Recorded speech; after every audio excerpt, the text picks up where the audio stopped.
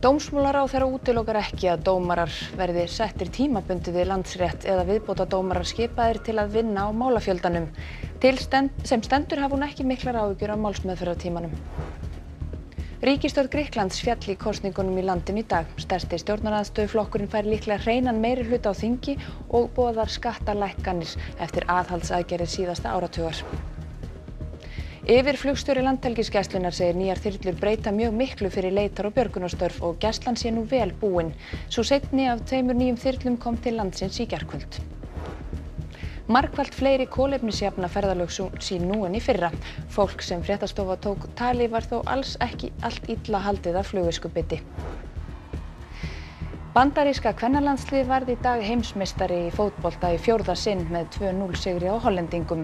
Megan Rapinoe var valin besti leikmaður mótsins.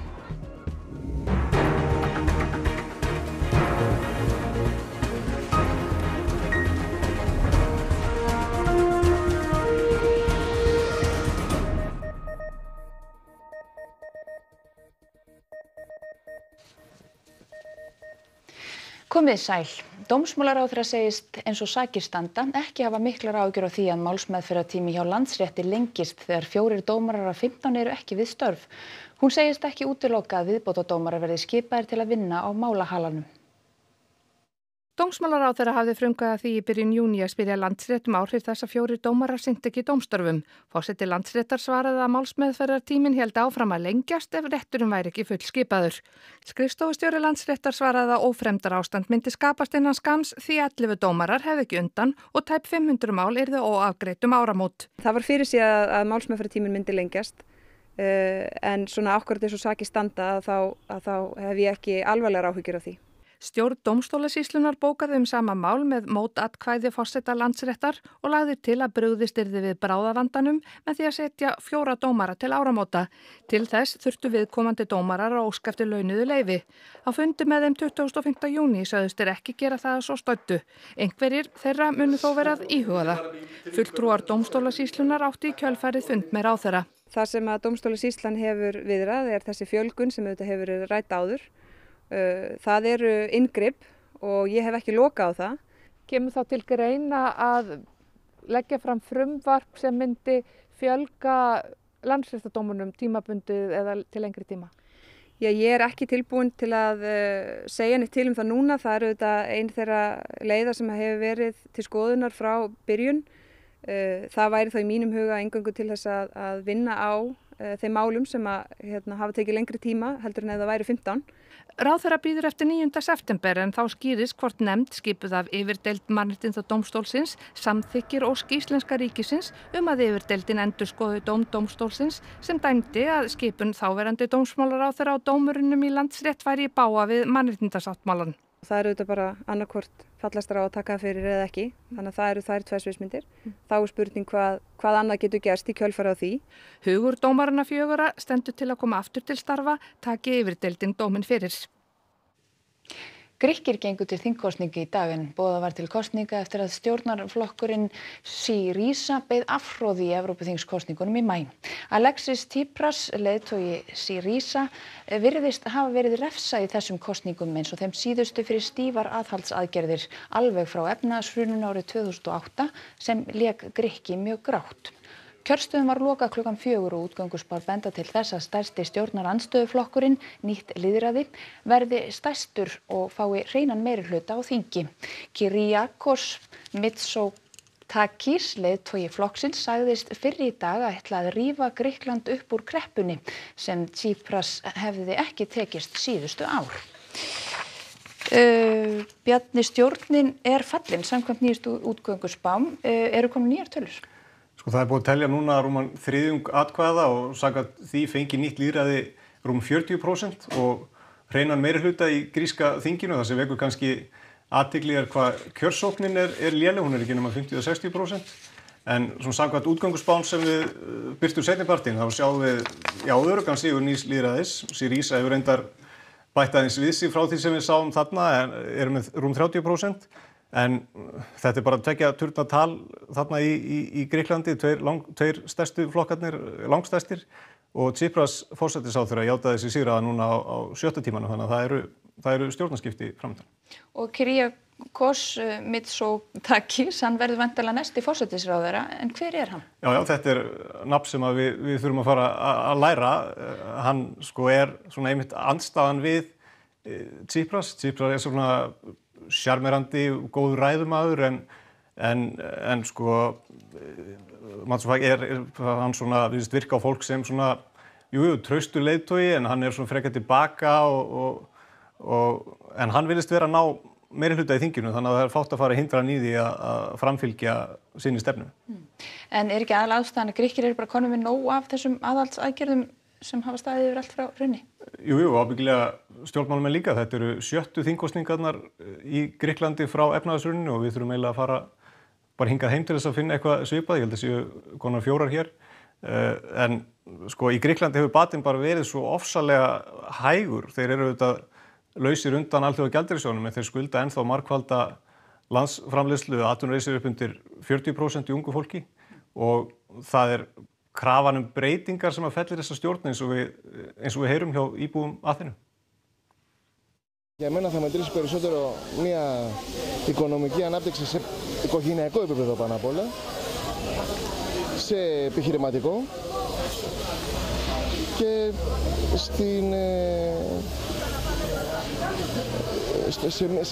σε ένα καλύτερο μέλλον, ειδικά για τους νέους ανθρώπους. Έτσι πως έχουν διαμορφωθεί τα πράγματα, έχω χάσει κάθε ελπίδα. Δεν υπάρχει ελπίδα. Δηλαδή πάμε από το κακό στο χειρότερο. Αυτό πιστεύω.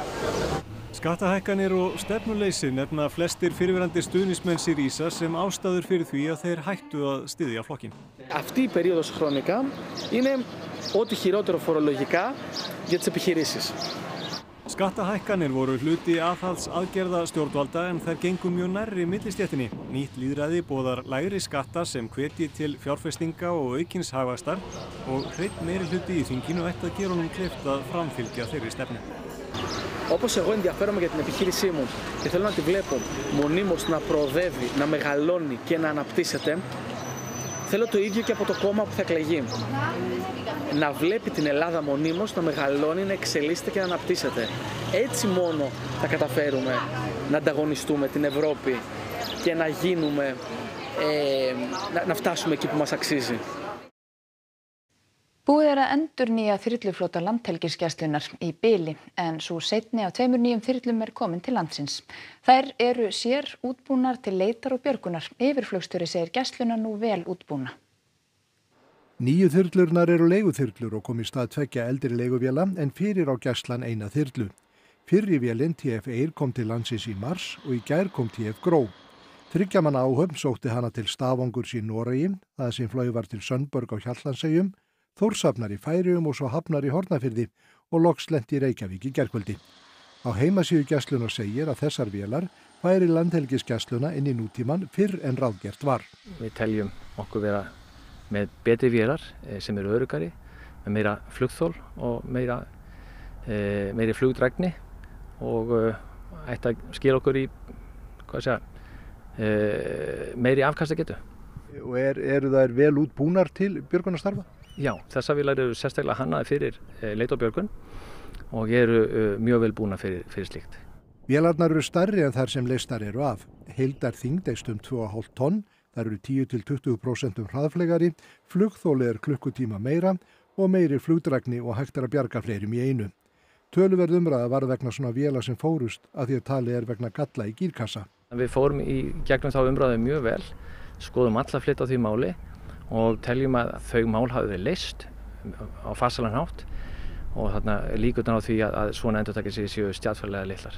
TF-GRÓ verður líklega tekin í notkun í næstu viku. Þess má geta að síðar stendur til að fara í útboð og kaupa 3 nýjar þyrlur fyrir Landhelgisgæsluna en Sigurður Heiðar segir að miðað við stöðuna núna sé gæslan vel búin. Á svona heimsvísu já, ég myndi telja það. Tugir þúsunda mótmæltu í Hong Kong í dag en þar hafa fjölmenn mótmæli staðið yfir síðustu vikur. Það kom til stympinga milli mótmælenda og öryggislögreglu í miðborginni en mótmælin voru þó að mestu friðsöm. Fyrir viku réðst hópur mótmælenda inn í þinghúsið í Hong Kong og olli þar skemmdum en mótmælendur eru mjög ósáttir við afskipti kínverskra stjórnvalda af sjálfstjórnarhéraðinu. Fyrr í dag komu mótmælendur saman við landamærin og freistuðu þess að ná athygli kínverskra ferðamanna en lítið sem ekkert fjallað mótmælin í kínverskum fjölmiðlum. There are two main purposes for today's protest. First of all, we need to continue with our 5 demands to the government regarding to the extradition bill. And secondly, we want to show our peaceful, graceful protest to the mainland visitors because the information is rather blocked in mainland. We want to show them a true image and the message of Hong Kongers. Ráðgjafi upplýsingarétt almennings hefur störf í forsætisráðuneytinu innan skamms. Honum ætlað að veita upplýsingar innan úr stjórnkerfinu til fjölmiðla og almennings þeim að kostnaðarlausu. Forsætisráðherra vonast til þess að með þessu styttist boðleiðir og kærumálum hjá úrskurðarnefnd upplýsingamála fækki. Á síðustu 6 árum hefur málafjöldi hjá úrskurðarnefnd upplýsingamál tvöfaldast og málsmeðferðartíminn hefur lengst. Nefndinni hafa á þessum árum borist 72 og allt upp í 146 kærur á ári og meðal málsmeðferðartíminn hefur verið frá 182 dögum upp í 391 dag. Hugsunin á bak við þetta embætti að þetta sé óháð embætti, staðsett í forsætisráðuneytinu sem geti þá veitt bæði fjölmiðlum og almenningi ráðgjöf það hvaða upplýsingar heyra undir upplýsingalög og hvernig sé best að leita þeirra. Við erum þá að vonast til þess að þetta nýja embætti geti í senn aukið aðgengi almennings og fjölmiðla upplýsingum og orðið til þess að fækka þeim málum sem enda hjá úrskurðarnefndinni. Þegar stjórnvöld eru í vafa hvort veita beri aðgang að gögnum, geta þau leita til ráðgjafans og sýnt honum umbeðin gögn í trúnaði. Þetta getur nýst stjórnvöldum þar sem fáir eða engir lögfræðingar starfa og kostnaðarsamt að leita til sjálfstætt starfandi sérfræðinga. Með þessu leitast við að koma í veg fyrir að upplýsingabeiðnum sé synjað til öryggis og látið á það reyna hvort beiðnin sé kærð til úrskurðarnefndar. Kolefnisjöfnun og svokallað flugviskubit á hvers manns vörum þessi misserin og æ fleiri kolefnisjafna nú ferðir sínar. Vegfarendur sem Fréttastofa tók tali voru misþjakaðir af samviskubiti vegna ferðalaga. Sumarfríum fylgja yfirleitt ferðalög sem fara illa saman við vitundarvakningu í loftslagsmálum, allavega fyrir þá sem búa á eyju. Bæði Kolviður og Votlendissjóðurinn merkja mikla aukningu í kolefnisjöfnun eftir að fólk fór að skipuleggja sumarfríið. Forsvarsmenn Kolviðar segja að hátt í 400 einstaklingar hafi kolefnisjafnað ferðir sínar á síðustu 2 mánuðum. Allt árið í fyrra voru þeir 60. Kolviður því skuldbundin til að gróðursetja að minnstakosti 200.000 trjáplöntur á þessu ári. Þá finnur Votlendissjóðurinn fyrir auknum áhuga hjá landeigendum og þeim sem vilja kolefnisjafna flugferðir sínar. En hvað segir fólk á förnum vegi? Ég ekki búin að ákveða hvort ég fer hringinn eða ég bara gerir það á leiðinni. Já. En ætlar að kolefnisjafna þessa ferð? Ég hef verið linur í því hingað til en ég held ég verði af því að ég er spurður að lofa því að gróðursetja tré á Fljótsdalshéraði. Mér finnst ekki að fólk eigi að láta sér líða illa í rauninni, heldur bara að gera það sem það getur. Þannig að það hjálpar ekkert að líða illa. Við verðum að gera eitthvað í því að minnka flug og flugferðir. Já, ég hugsa mikið það. Þetta hrjáir mig ekkert en ég velti þess alveg mikið fyrir mér þegar ég að ferðast. Hefur þú kolefnisjafnað ferðirnar þínar? Nei. Ætlar þú að kolefnisjafna sumarfríið þitt? Ég hef bara ekki hugmyndu þau. Ég veit ekki hvernig ég á að fara því. Grafa hún í skurðið eða eitthvað svoleiðis. Gestum á Árbæjarsafni var í dag boðið í ferðalag rúmlega hálfa öld aftur í tímann til 5. og 7. áratugarins.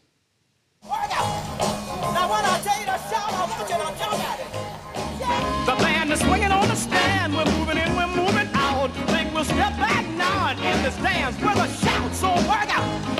Now when I tell you to shout, I want you to jump at it. Yeah, baby, let's shout. Í tilefni dagsins sýndi háskóladansinn fjörug spor og ýmsa dansstíla, starfsfólk safnsins klæddist fatnaði tímabilsins og gestir gátu fengið hollráðum hvernig best að hirða fornbílinn sinn. Það mátti líka láta greiða sér í takt við tíðarandan og svo var þarna spákona og þaðan kom þessi sáttur. Ég er búið að spá svo vel fyrir mér að nú verði ég bara hérna að reyna að láta þetta rætast. Hver er spáin? Já, það var nú svo margt að ég þori eiginlega ekkert að segja frá því, sko. En ég á að vera staðfastur og standa mig betur.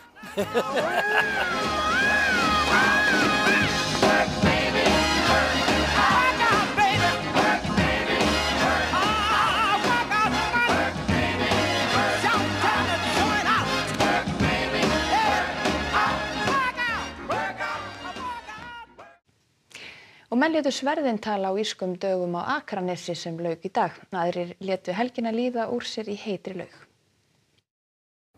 Hér á Akranesi voru haldnir írskir dagar helgina. Veðrið hefur leikið við gesti hátíðarinnar og tjaldstæðin fylltust og ekki komist allir að sem vildu. Í gær var svo haldið lopapeysuball eins og hefðir orðin fyrir á þessari hátíð og þangað var líka uppselt. Skipuleggjendur hátíðarinnar eru að vonum ánægðir með helgina. Þetta er búið að vera hreinlega mikil gleði og allir fari hér með sól í hjarta, en það er búið að vera gaman hér á Flórídaskaga. Og það hefur allt farið vel fram? Já, við höfum þær fregnir og þetta hafi gengið bara vel frá lögreglu og öllum þeim sem stóðu hér fyrir skemmtanahaldi og búið að vera virkilega skemmtilegt. Dagskráin hélt svo áfram í dag og hér við byggðasafnið æfðu væringjar skylmingar. Þessi bardalist heitir sögulegar evrópskar skylmingar. Þetta eru alvöru græjur sem þið eru með. Hvernig gengur að kenna fólki á þetta? Það gengur bara nokkuð vel. Þetta er svona helsti gripurinn sem við fylgjumst með. Það er hérna langsverðið. Svo erum við líka með sverð og buklara. Við erum með spjúgsverð og svona alls konar sem er í boði. Þeir hátíðargestir sem vildu ekki sleppa takinu af veðurblíðunni brugðu sér í guðlaugu í dag. Voru þið á írskum dögum helgina? Já. Já. Og eru þið hérna í guðlaugu að láta líða úr ykkur þreytuna eftir helgina eða hvað? Já. Já. Það gekk gott veður. Hvað var skemmtilegast helgina? Að fara í fallturnin. Brekkusöngurinn ábygglega. Hvað stóð upp úr? Fyrir mér var það nú brekkusöngurinn, en ég er nú svolítið eigingjart þegar ég segi þetta, því ég er nú einn af þeim sem skipuleggur það svona prívat, en ég held ég verði bara að segja það. Og Birgir Þór, fréttamaður okkar, er nú kominn við Hvalfjarðargöng þar sem einhverjir eru væntanlega að tínast í borgin eftir bæjarhátíðar helgarinnar. Birgir, er umferðin farin að þyngjast? Já, hún er nú farin að gera það. Í samtölum okkar við lögregluna í dag hefur komið fram að umferðin sé þétt í átt að höfuðborginni, en það eru kannski engar umferðartafir eða hnútar, skulum við segja. Lögreglan á Suðurlandi hefur stöðvað einhverju ökumenn og grunar þá að aka undir áhrifum áfengis eða vímuefna, en annars hefur umferðin gengið nær slysalaust fyrir sig í dag. Ég er hérna staddur við suður enda Hvalfjarðargangana og hér er umferðin kannski svona ívið meiri heldur en á venjulegum sunnudegi, en mér skilst að hún sé mun þyngri á Suðurlandi og að þar sé bara nánast bíl við bíl og hún gangi hægt á milli til dæmis Hveragerðis og Selfoss. En lögreglan vill beina því til ökumanna og farþega að spenna beltin og fara sér að engu óðslega. Það er þetta gamla góða að flýta sér hægt, en við höldum áfram að fylgjast með og segjum frá því helsta á vefnum rúv.is og í útvarpinu. Takk fyrir þetta, Birgir Þór. 3 voru stangaðir í nautahlaupinu í Pamplona á Spáni í dag. Hlaupið er fyrir löngu orðið heimsfrægt, en heimamenn og gestir hlaupa með nautum götur borgarinnar á hverjum morgni þessa vikuna. Hlaupið er umdeilt, en það er hluti San Fermín hátíðarinnar sem var sett í gær.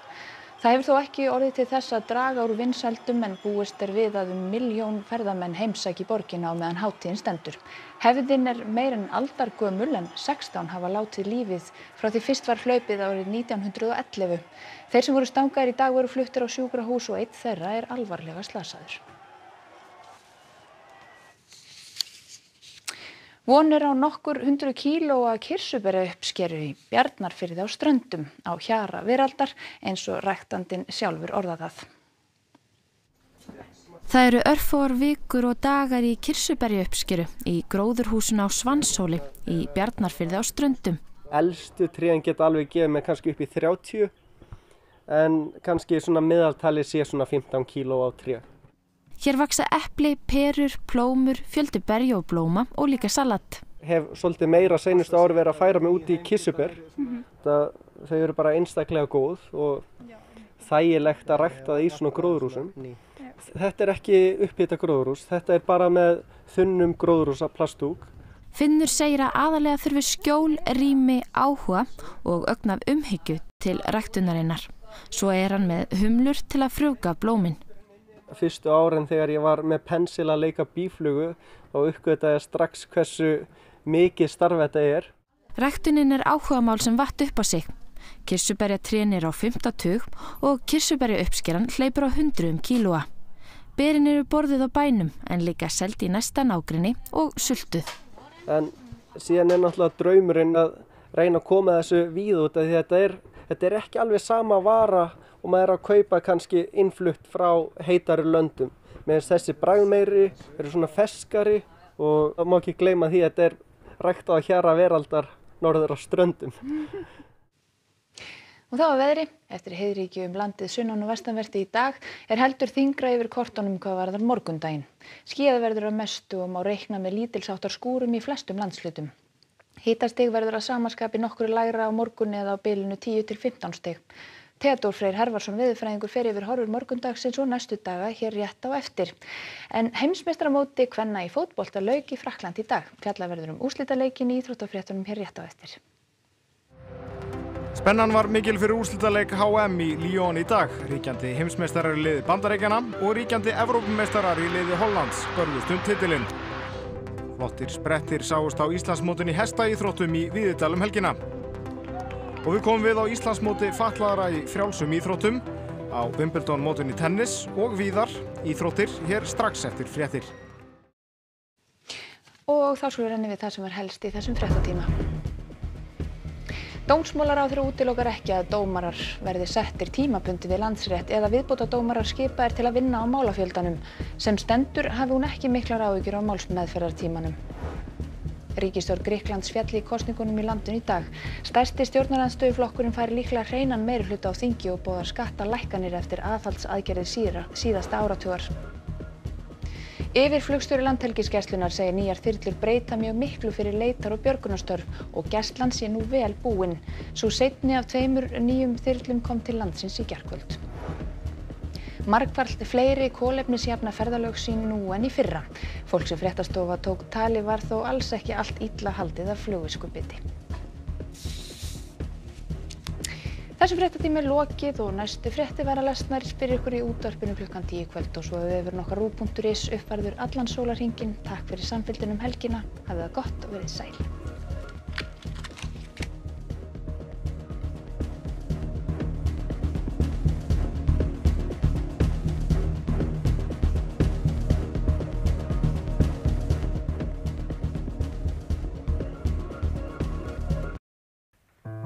Á RÚV í kvöld.